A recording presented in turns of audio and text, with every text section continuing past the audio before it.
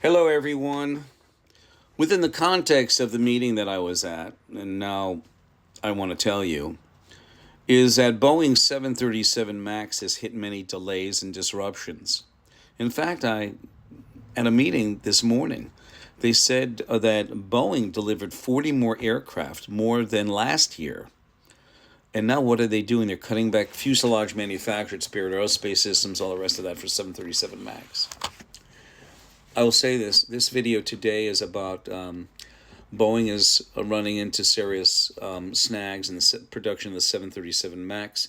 Daryl Gilberman, quality expert, again states, without his abilities in the arena of quality and manufacturing, Boeing will never get out of the hole. And I don't say this conceitedly. I don't say this bragging. I don't say this boasting. I sent Boeing board a 42-page document, okay, that had 11 letters of recommendation. What I'm going to do, ladies and gentlemen, is I want to read you one of the most honest letters one of my customers put in there, Joe.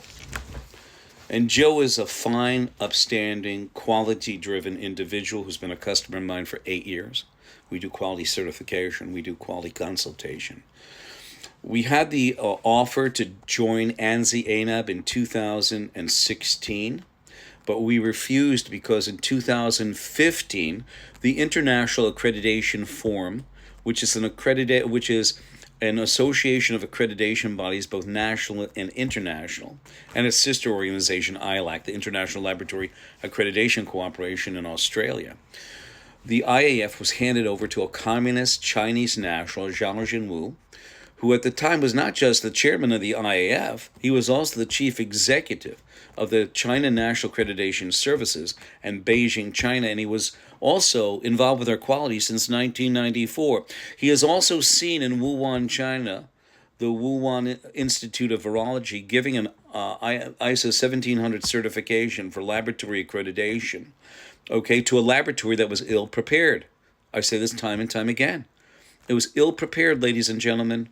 Okay, he gave a piece of paper to an organization that was not prepared to work on any sort of high contagion viruses of any type. A BioLevel 4 lab.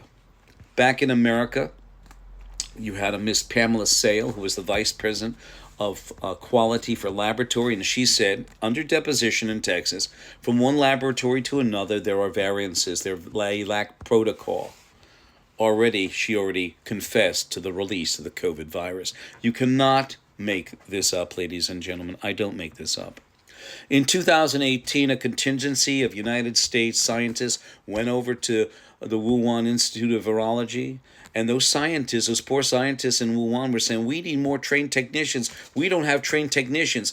A year after their certification, they still didn't have qualified technicians, which means that ANSI ANAB are fully responsible for the release of the COVID virus because they are equivalent. China National Accreditation Services are equivalent to the accreditation of ANSI ANAB. Any accreditation body that sits on the IF or ILAC are equivalent to ANSI ANAB. And ANSI is the founder of the IAF, while ANAB is the affiliate.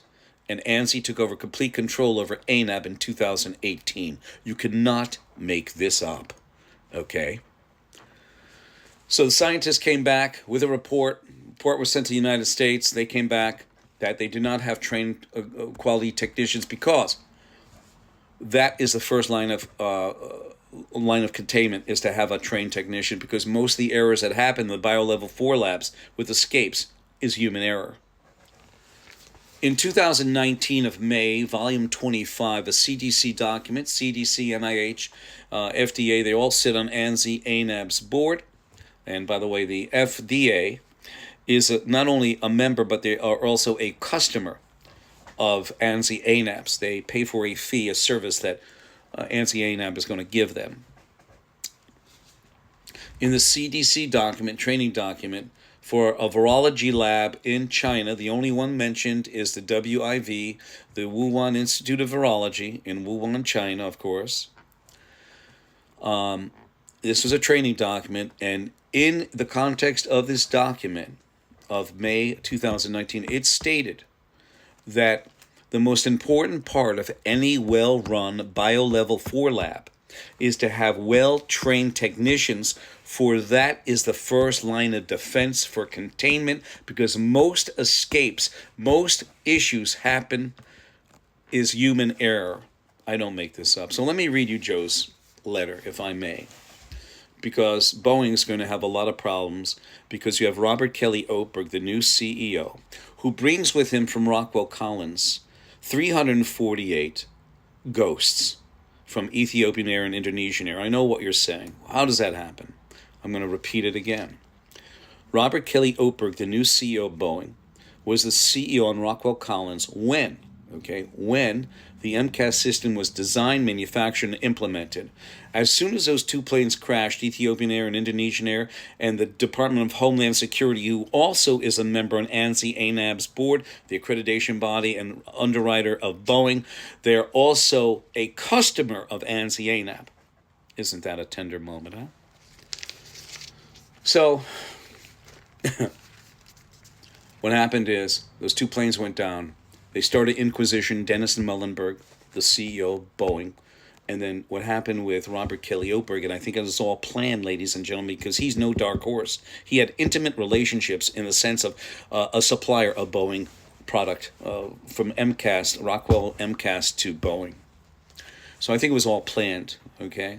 He retired in 2021 because he didn't want to get inquisition. Well, now there's a problem, because he brings with him 348 souls, which means anything that he touches there will not be successful unless he gets Daryl Guberman there, which will help rid himself slowly of those souls that have latched onto him because of the improprieties that he left strategically, so that it appeared that he did not get interviewed. And here it is. Reference Daryl Guberman, July 11th, 2024. To whom it may concern, I have been in manufacturing for over 40 years and 10 years as a business owner. I have been a customer of Daryl Guberman for 8 years and chose to go with a local company for ISO certification over ANSI-ANAB, which to me seems to be a pay-for-play scam. When Daryl asked me to write a recommendation letter for him to be the CEO of Boeing or quality, the head of quality, I laughed. Why would they ever consider you? I said to him. His answer, I can bring quality to the forefront of Boeing, and you know what? He's right. His experience and knowledge can do just that. Now I know that there's no way you bring an outsider into the CEO. They might show how bad the quality system really is. Spoiler alert, we all already know. Maybe you should consider Mr. Guberman, if not for CEO, at least a consulting position to restore our faith in the product Boeing produces. Sincerely, Ralph. And I thank you, Ralph. So I'm going to leave it here.